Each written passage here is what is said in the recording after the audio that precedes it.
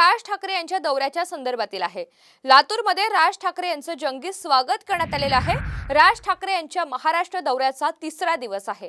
सोलापूर धाराशिव नंतर राज ठाकरे लातूरात दाखल झालेत। लातूरमधील विधानसभा मतदारसंघांचा राज ठाकरे आढावा घेणार आहेत।